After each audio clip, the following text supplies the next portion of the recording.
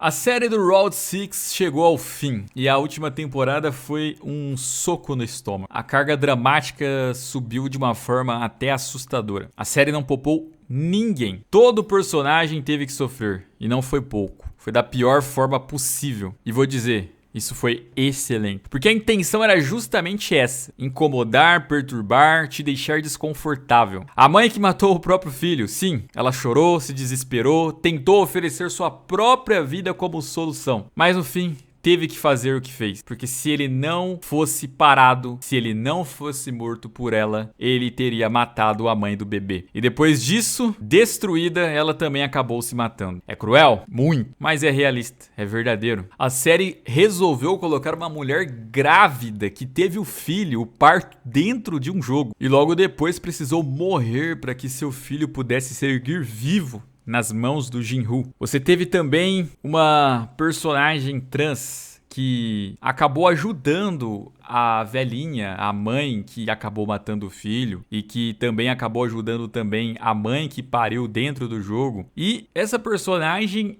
ela foi responsável para que essas outras duas pudessem ter sobrevivido. E no fim das contas, ela achou a saída do jogo, poderia ter ido embora, mas voltou para ajudá-las. E aí acabou sofrendo uma morte cruel. Uma forma bem injusta, mas que realmente é para causar esse incômodo. É realmente para passar esse recado. E quem matou foi ninguém mais, ninguém menos que o personagem 333, que de longe esse é o personagem mais complexo da temporada. A série, ela te dá pistas o tempo todo que ele vai se redimir em algum momento. Você acha que ele vai começar a mudar, que ele vai pensar no filho, que ele vai pensar na mãe da criança, mas não. A cada episódio ele só vai te decepcionando mais. Ele vai até o fim, assim, você pensa, bom, na última hora vai sobrar o Jin-Woo, vai sobrar ele, o bebê, e ele vai se matar e se sacrificar pra salvar o filho e manter o Jin-Woo vivo, porque ele tá traumatizado com a quantidade de mortes que ele acabou causando.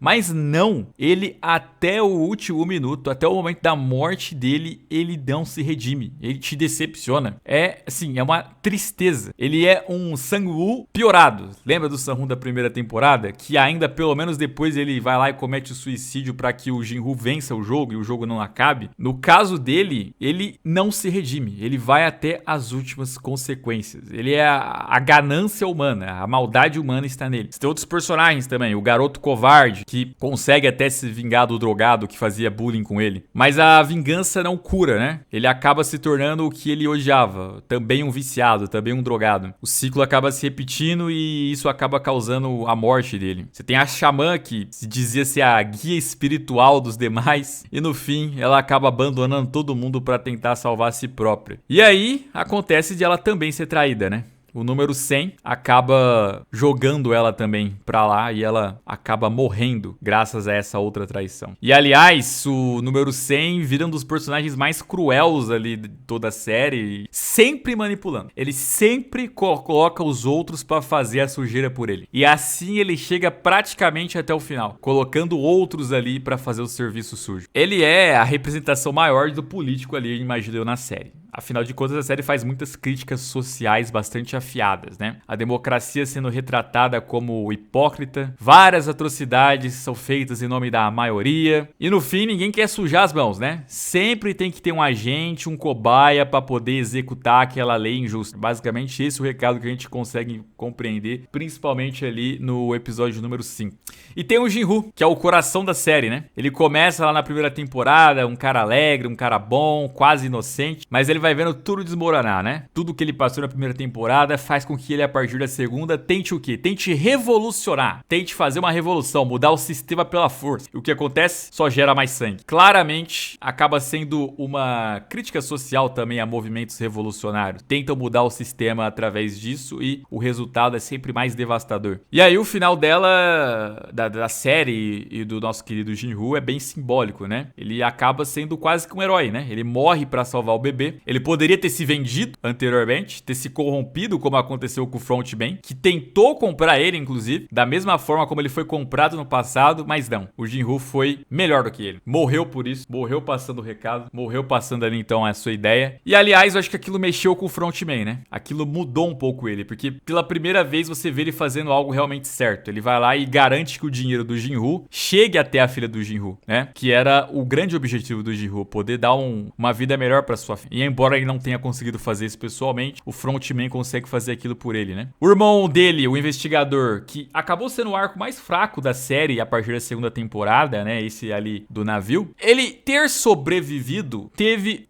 as suas razões, porque tinha que ter alguém pra cuidar do bebê. Não tinha restado mais ninguém. E aí ele ter sobrevivido serviu pra isso, pra que ele ficasse com a guarda do bebê e indiretamente, o Frontman conseguiu deixar dinheiro com a família dele, né? Porque a bebê venceu, a bebê ficou com a grana, e aí quem vai cuidar é a família dele. Ou seja, de forma indireta, ele deixou aquilo com seu irmão. Não teve um reencontro deles que muita gente esperou que teria, de eles conversarem porque daquilo tudo. Mas acho que nas entrelinhas você compreende que o Frontman não teria coragem de se explicar pro seu irmão. Então ele preferiu deixar tudo ali de forma subentendida e fugir desse confronto com o seu irmão. Essas explicações que não ficaram. Foi por isso de ver vários arcos sendo fechados, o irmão da Sam Brilk lá, eu não sei falar o nome dela, gente, desculpa, mas é a menina da primeira temporada. O irmão dela encontra a mãe, com a ajuda da mãe do Sang-woo, que acabou ficando com a tutela dele, vocês devem lembrar disso no final da primeira temporada. E aí você teve também a menina da Coreia do Norte, que também foi atrás de ver